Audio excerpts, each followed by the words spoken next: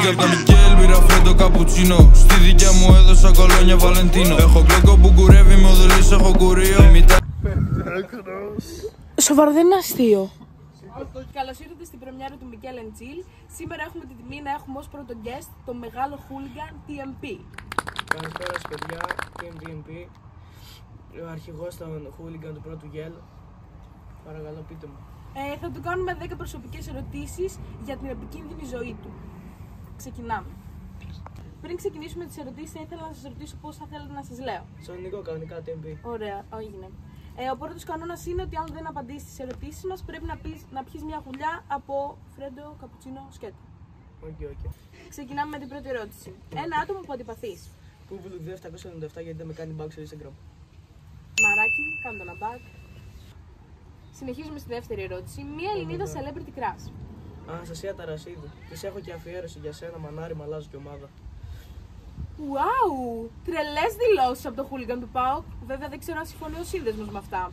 Τρίτη ερώτηση αφορά ένα εθνικό, θα έλεγα, δίλημμα. Sneaky light.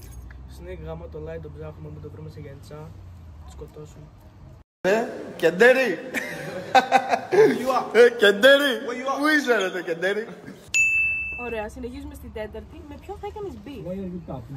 Με τον Καλίνικο γιατί πέρυσι σχολικούς είχε πάρει πολύ αέρα και φέτος θα υπάρξουν αντίπεινα. Πρόσεχε πουτάνα. Τρίτο γέλ, σας ψάχνουμε. Πέμπτη, ένας ράπερ που δεν ακούγεται. Ένας ράπερ δεν ακούγεται. Και να σου πω τώρα. Διονύσης Αντωνόπουλος.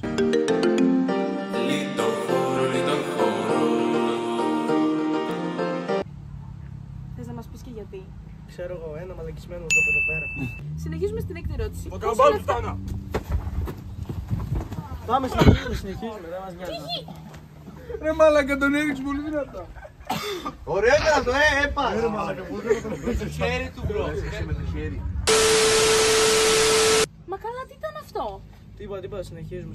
Σου συμβαίνουν συχνά αυτά? Είναι μια καθημερινότητα για μας hooligans, κατάλαβες, πεσήματα, κατάλαβες.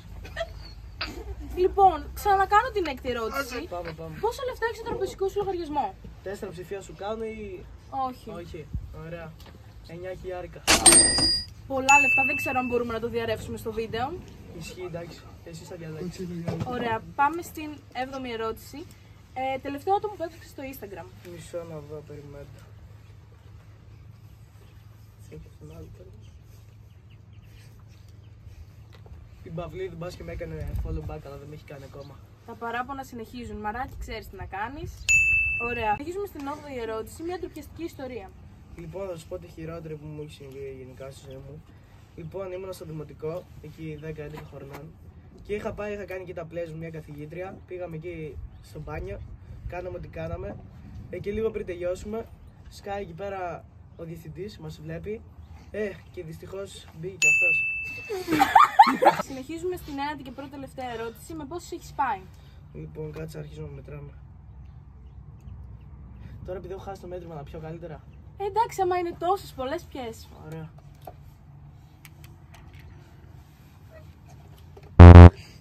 Πάμε στη 10η και τελευταία ερώτηση. Μια τρελή ιστορία από τη ζωή σου. Ωραία, σου πω μια από UK τώρα που ήμασταν εκεί πέρα με τα λάνια. Τότε να ξέρεις με φωνάζανε Τζόνι. Κατάλαβες γιατί. Είμαστε εκεί πέρα, ήμασταν 3 δικάβαλα. Περνάμε μπροστά από ένα σπίτι έτσι. Ήμασταν φορτωμένοι, κατάλαβες. Και βγαίνει ένας στο μπαλκόνι, μας κάνει κάτι σιχέ και μαλακίες. Του βρίζουμε, του κάνουμε γάμο, ό,τι μάνος, κάτι τέτοια. Αρχίζουμε, τράχουμε τα μηχανάκια. Και ο άλλος βγαίνει έξω με τα μάξι, το παίρνει και μας κυνηγάει με τα μάξι.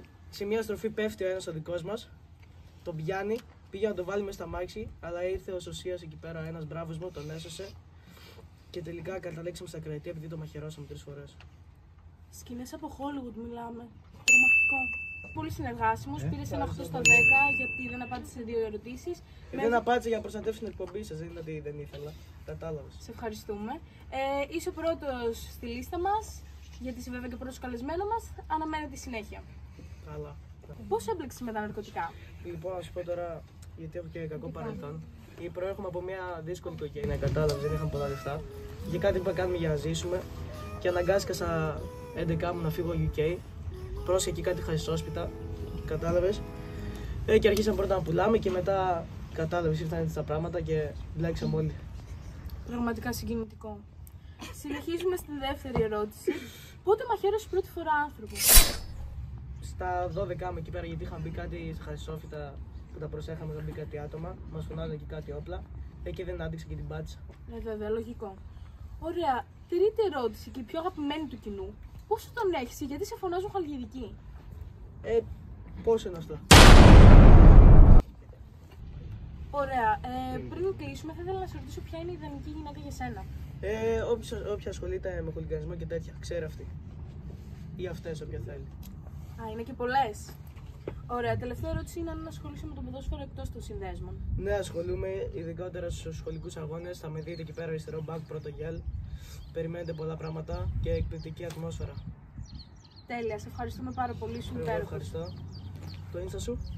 Θα τα πούμε μετά. Ωραία. Πήγα απ' τα Μικέλ, πήρα φρέντο καπουτσίνο. Στη δικιά μου έδωσα κολόνια Βαλεντίνο. Έχω κλέκο που κουρεύει, με οδουλής έχω κουρίο. Η μητέρα σου μου άφησε σου τσιν στο κομμωδίνο.